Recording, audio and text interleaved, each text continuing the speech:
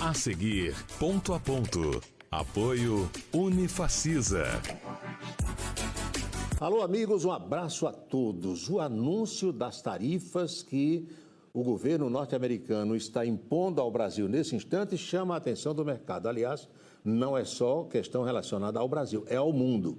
E cá para nós, o Brasil é privilegiado nesse cenário, uma vez que está numa prateleira entre outros países com o Reino Unido e com a Austrália. Então, cabe agora aos governos desses países afetados aí pelas tarifas do novo presidente norte-americano saber conviver com elas e negociar as transações daqui para frente. Eu sou Paulo Roberto, estou na Rede ITA e o Ponto a Ponto está começando.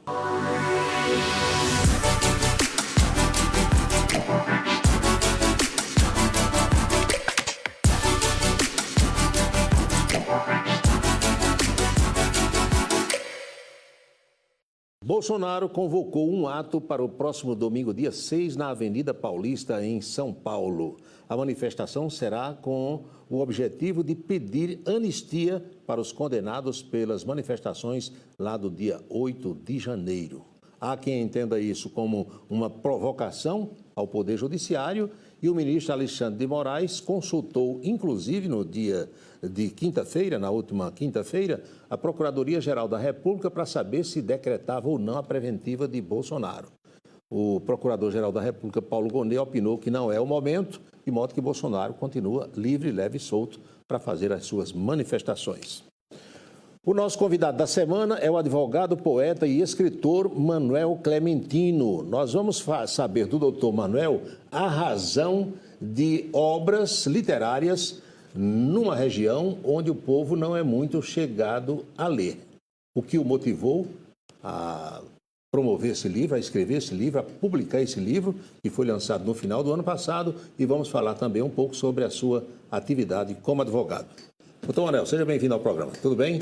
Ô Paulo, tudo bem? Minhas saudações a você, a quem devoto um carinho, uma admiração especial, aos nossos muitos telespectadores, e dizer que participar de um programa dessa magnitude é sempre motivo de soma, de honra, de satisfação, de júbilo. Vamos começar com o desafio de se inscrever numa terra onde o povo não é muito acostumado a ler. Na verdade, Paulo, nós somos um país de pouca leitura, né? Nós temos muitos livros e poucos leitores. Mas se isso for um fator de inibição para nós que escrevemos, que cultuamos as letras, nós vamos parar de escrever. Então, nós temos que fazer a nossa parte, buscar estimular a cada dia, porque um país só caminha sob o combustível das letras. Sem letras, ele não vai a lugar algum. E adepto desse princípio é que nós sempre procuramos escrever. Esse é o 5º livro da minha carreira, graças a Deus, com uma aceitação extraordinária. E é por aí. Vamos fazendo a nossa parte, tocando em frente, como diria Almir Sater. Muito bem. Manuel, essa história de preguiça de leitura é fruto da metodologia que se emprega no ensino brasileiro hoje? Seria isso ou não? Ô Paulo, eu entendo que sim. Quando eu tinha 17, 18 anos de idade, eu já havia lido mais de 100 romances. Entre os preferidos, os regionalistas, Graciliano Ramos, José Lins do Rego, Raquel de Queiroz, Jorge Amado e por aí vai. Mas as escolas nos estimulavam a ler. Exatamente, era nesse ponto que eu iria chegar. Havia um estímulo grande das escolas. Não tinha celular, não tinha internet, exatamente. Não tinha computador. Tanto é que outra vez eu cheguei a dizer, no colégio onde minha filha estudava, uma de minhas filhas estudavam, que elas não liam, né, porque não tinha interesse nem entusiasmo para isso, não. É que a escola não estimulava. Apesar de ter uma biblioteca razoável em casa do pai, mas não havia o estímulo da escola. Havia um compromisso com as editoras, com 2 livrinhos para ler, para fazer um trabalhinho, e parava nisso. Então, você não fala bem, você não comunica bem, você não escreve bem, se você não for adepto da leitura. Então, dá para dizer perfeitamente que quem gosta de ler vai saber escrever. Naturalmente. E vem a consequência de aprender a falar naturalmente, também, né? Naturalmente. São intrínsecos, tá? São os 3 vértices da cultura. A leitura, a escrita e a comunicação. Você sabe disso, você é exemplo disso, inclusive. Eu advogo a tese de que de tudo que a gente lê na vida, você tira alguma coisa. Vou dar um exemplo pessoal. Bula de medicamento. Pouca gente lê, mas eu gosto de ler a bula quando eu compro um remédio. Aí você vai ali, você vê a dosagem, você vê efeitos colaterais, você vê a fórmula. Tem uma série de coisas interessantes naquilo.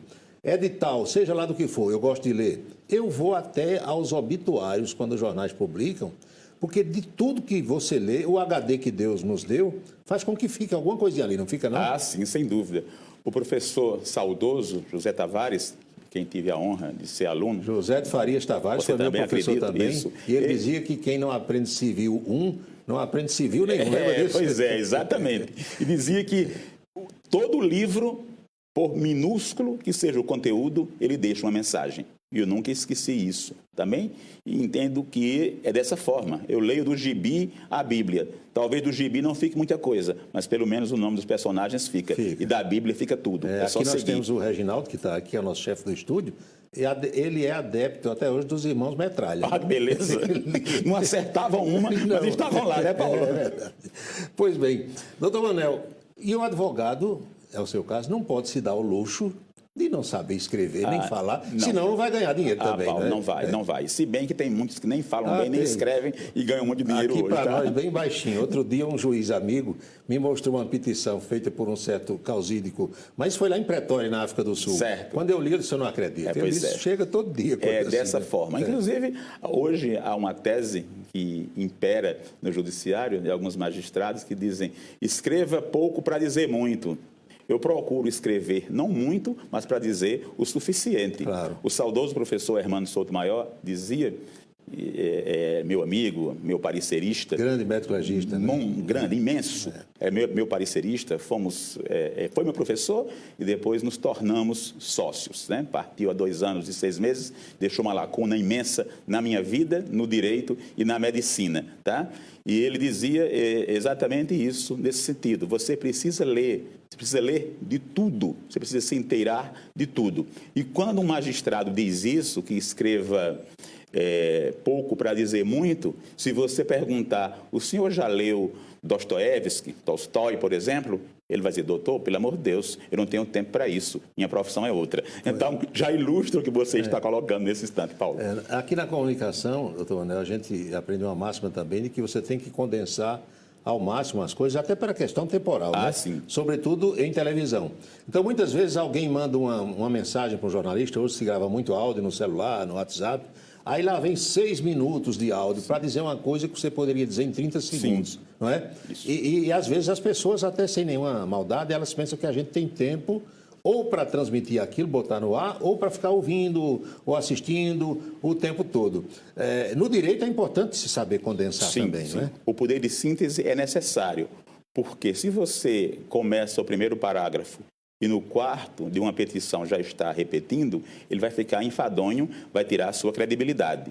Quando você diz escrever pouco para dizer muito, eu até entendo o propósito do magistrado, porque às vezes eu pego alguma ação para contestar e tenho dificuldade para contestar, porque eu tenho que me nortear no que o colega quis dizer. Isso. Entendeu? Tamanha é a subjetividade da forma com que ele coloca. Então, é preciso que haja essa objetividade, é preciso que haja essa clareza para que os fatos fiquem bem elucidados, bem colocados. Isso vale para os despachos, para as sentenças também ou não? Vale. Eu Vale estou falando aqui para que nenhum juiz esteja nos ouvindo. Especialmente. Tivemos um caso bem pitoresco, ano passado, em São Paulo, onde o assessor preparou a sentença e escreveu uma observação no corpo, né, na abertura, e disse, olha, doutor, a sentença está pronta, faça a revisão e as observações que precisar para que eu faça a alteração. Da maneira que estava, o juiz confiava tanto no assessor, que publicou na íntegra da maneira que estava.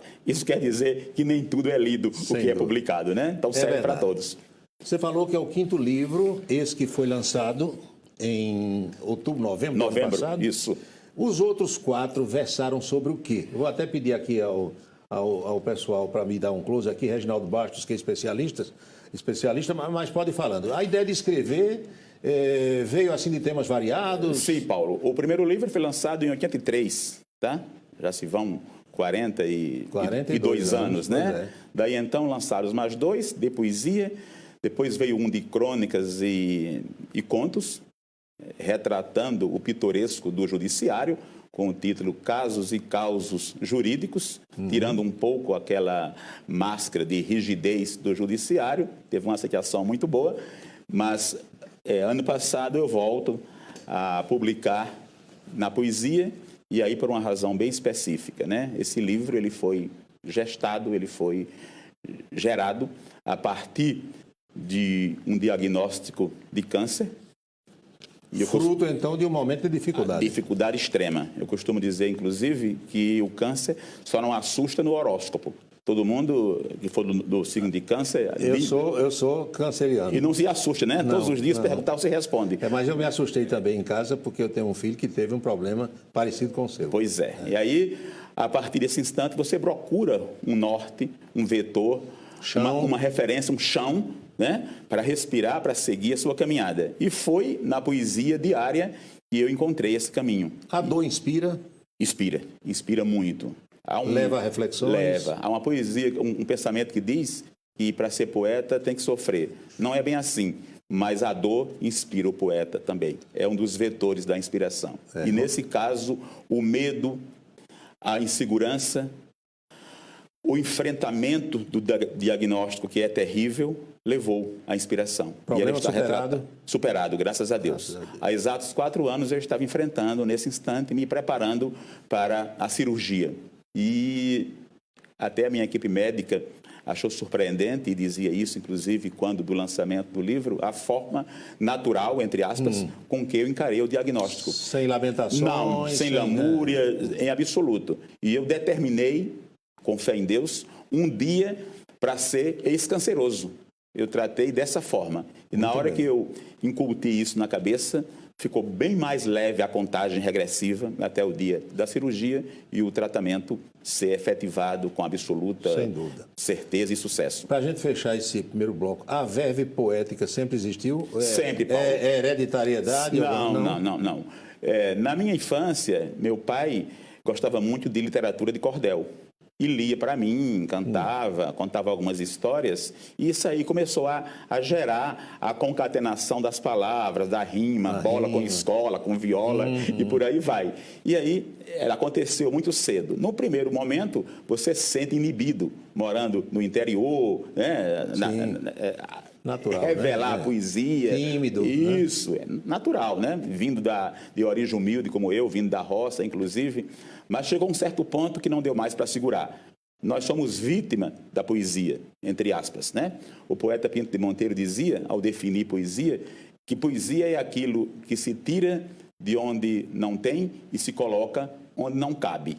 Então, nessa fórmula meio que metafísica, o poeta se coloca. Muito bem, nós estamos conversando hoje aqui no Ponto a Ponto com o advogado, poeta e escritor, Dr. Manuel Clementino.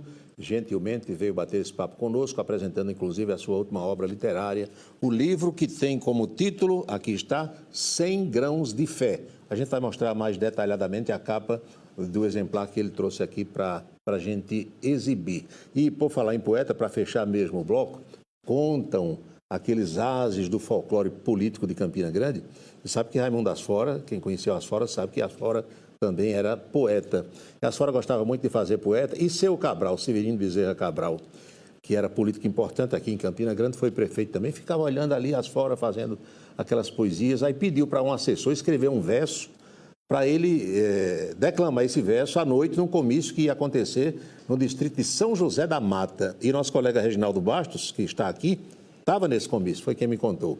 Aí disse que lá para as tantas, seu Cabral perdeu o papel, procurou no bolso na hora do discurso ali para declamar o verso. Aí disse, eu vou improvisar, vou fazer como Asfora, vou fazer como Ronaldo Cunha Lima. Aí pegou o microfone e disse, povo de São José da Mata de São José.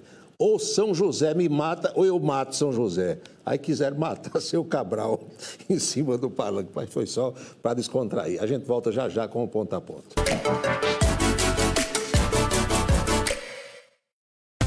capital do trabalho avança. A obra da Plínio Lemos segue firme. A avenida vai beneficiar 17 bairros. O canal de Bodocongó também avança e vai mudar a vida de 120 mil moradores. A avenida Félix Araújo já tá ficando pronta, interligando vários bairros de Campina. A nova linha 200 já tá passando por aqui. O Parque Linear da Ramadinha já tá tomando forma e vai ter creche aqui também. Campina Grande, trabalhando no rumo certo. Estamos de volta com o Ponto a Ponto. O presidente Lula da Silva começa a fazer movimentos de aproximação com os membros do Congresso Nacional. Na viagem para a Ásia, Japão e Vietnã, levou somente o presidente do Senado, Davi Alcolumbre, da Câmara, paraibano Hugo Mota, e os ex-presidentes do Senado, o Rodrigo Pacheco, e da Câmara, Arthur Lira. Conversaram 22 horas na ida, mais cerca de 24 horas na volta, além das brincadeiras que fizeram nos momentos de folga nos hotéis onde ficaram hospedados. E na última quarta-feira, Lula esteve à noite na residência oficial da presidência do Senado, reunindo vários senadores, lideranças partidárias. É um movimento que Lula faz para se reaproximar do Congresso Nacional. E a gente vai ao segundo bloco da entrevista de hoje com o advogado Manuel Clementino. Aqui temos o pastor Jaime Clementino. É seu parente? Não. É outra família Clementino. Né? A genealogia até pode ser a mesma, né? Mas os frutos são diferentes. Manuel, onde é que se encontra esse livro? Quem se interessar para ler, para adquirir, como esse é que faz? Esse livro se encontra na livraria Espaço Cultura. Sim. E na banca da Suane, aqui em Campina Grande. Praça da Bandeira. Praça da Bandeira. Ainda tem a venda? Tem quem Quero crer que sim. A vendagem estava extraordinária, até me solicitaram uma outra remessa. Eu enviei, mas quero crer que temos ainda. Muito bem. Dá muito trabalho para publicar um livro? Gasta muito dinheiro? Sim, Paulo. Eu acho que um dos motivos de nós termos muitos poetas, muitos escritores ainda no anonimato é a dificuldade da publicação, tá? As primeiras obras, por exemplo, eu tive que bancar as minhas expensas. Essas já fiz um contrato melhor com uma editora, mais apoio, enfim. Alguns procuram as universidades, isso, né, às vezes. Exatamente. A UEPB estimula bastante, a editora União dá um apoio àqueles mais apadrinhados, tá? Mas, no meu caso, sem nenhuma vinculação dessa natureza, mas realmente as portas se abriram mais e você já consegue uma editora de um patamar mais elevado que divulga o seu livro.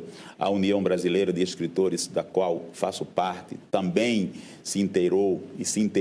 Ele é todo em versos? Nesse projeto todo em versos. Todo em poesia. Da primeira à última página. Muito bem. Tá? Totalmente. Continua advogando? Sim, Paulo. É o que sei fazer, além da poesia, tá? A poesia eu faço por inspiração e por devoção.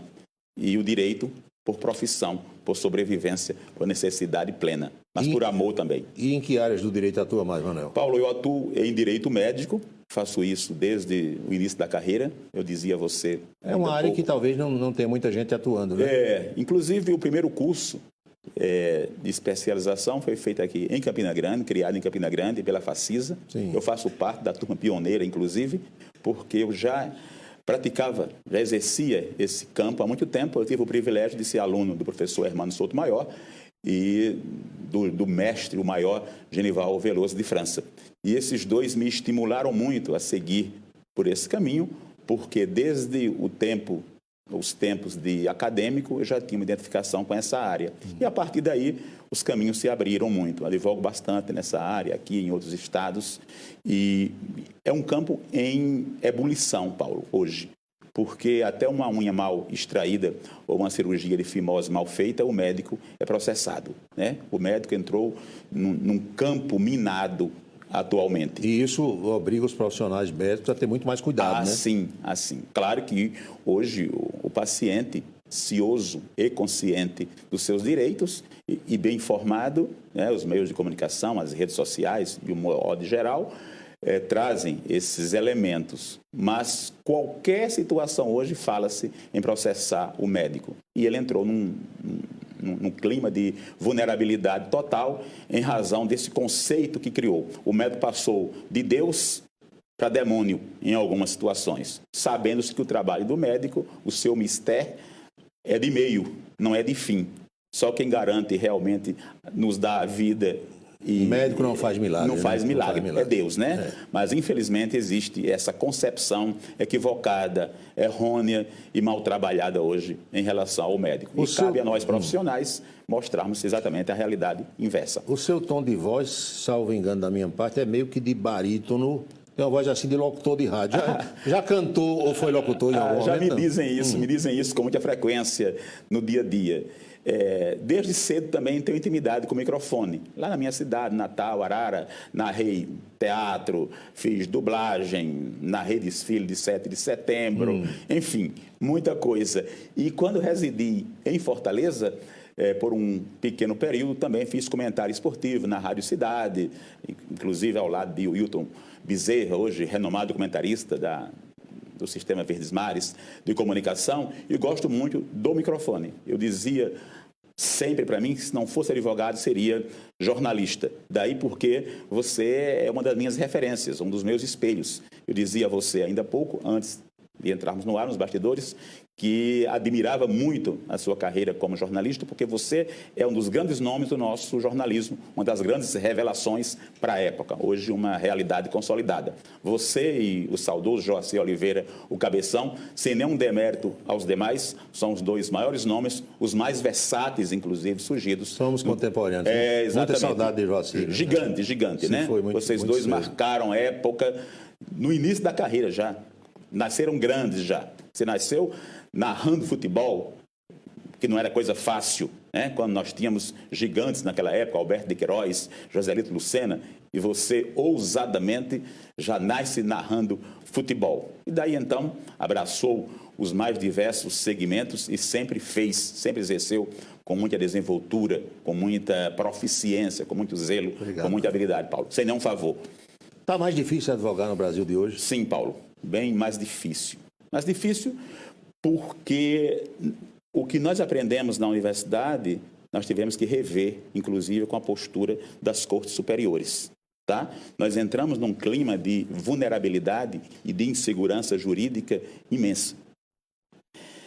É penoso, é difícil para nós dizermos isso, mas é a grande verdade. Nós aprendíamos na universidade que o que era cláusula pétrea, hoje ela perdeu essa relevância. A jurisprudência. O que era ampla defesa, jurisprudência. Você comprava um livro de jurisprudência e usava durante anos. Se você comprar um hoje pela manhã, à tarde, já pode jogar fora, que durante o dia modificou tudo. Daqui a 6 meses está perdido.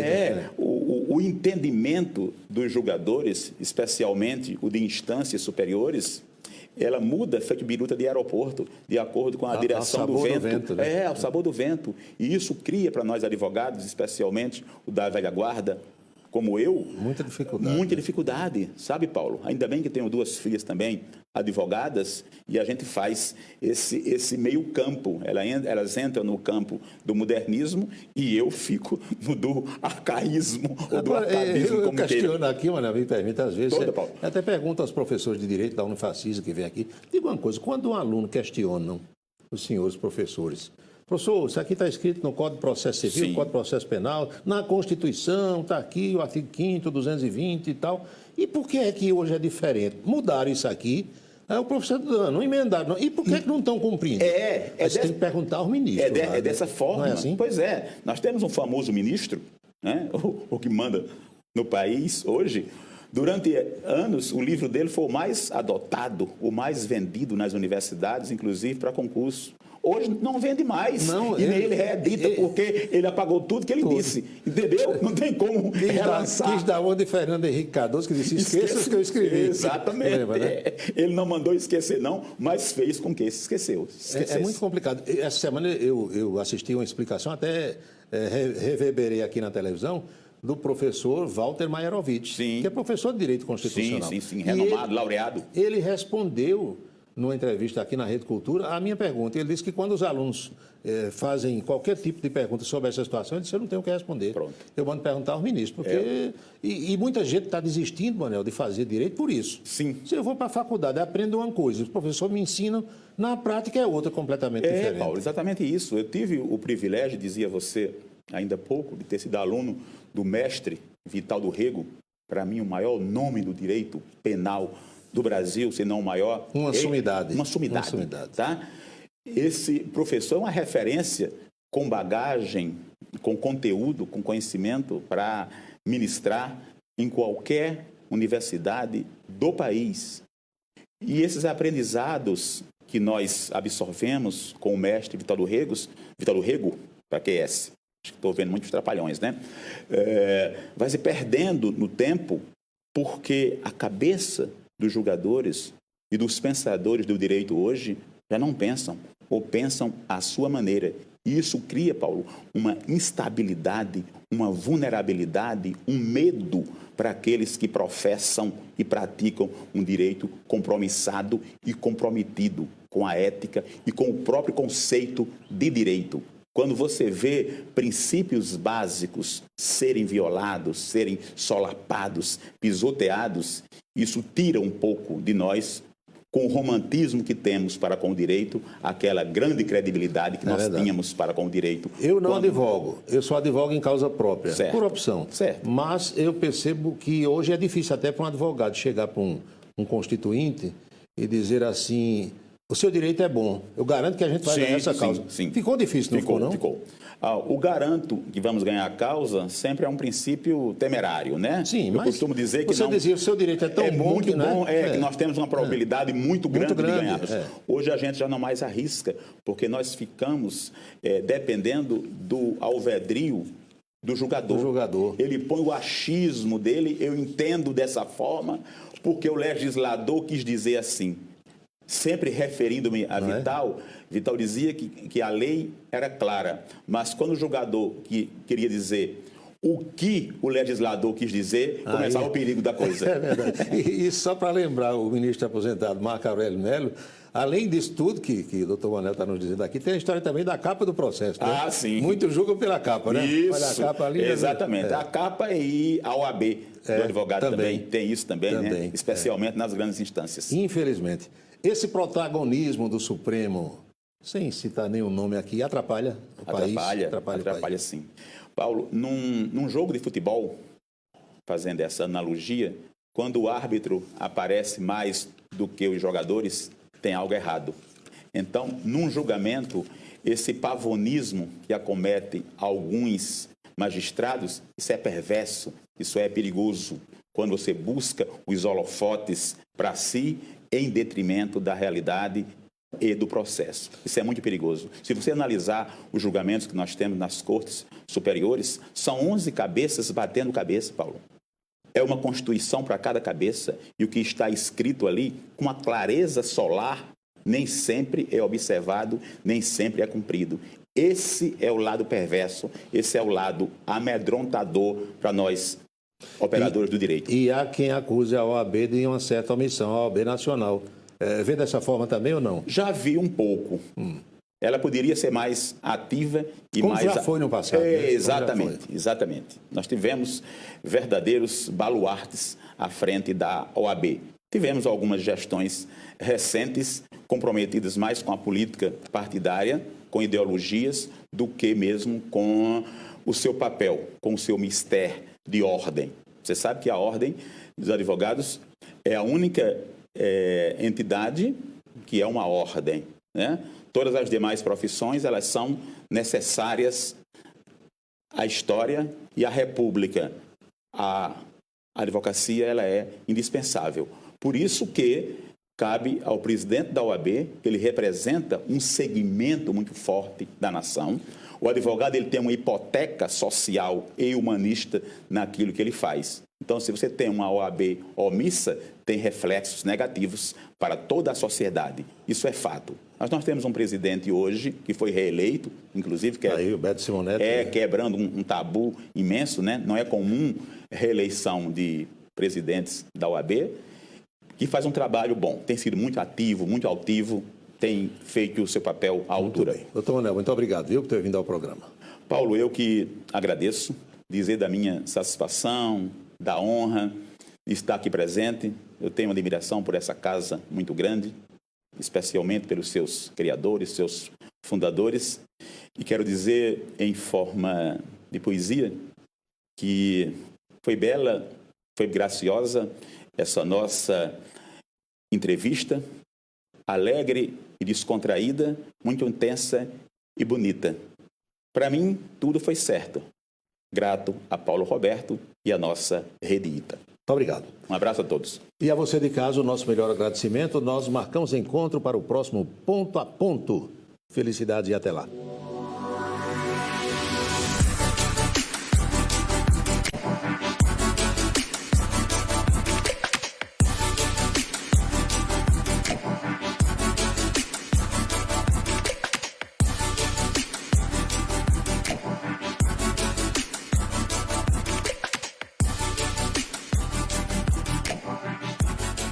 Ponto a Ponto. Apoio Unifacisa.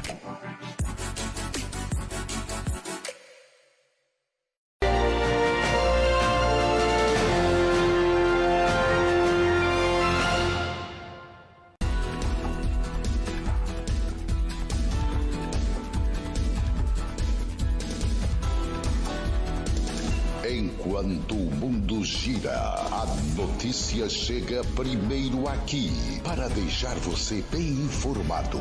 Camisa 10, o blog do Paulo Roberto.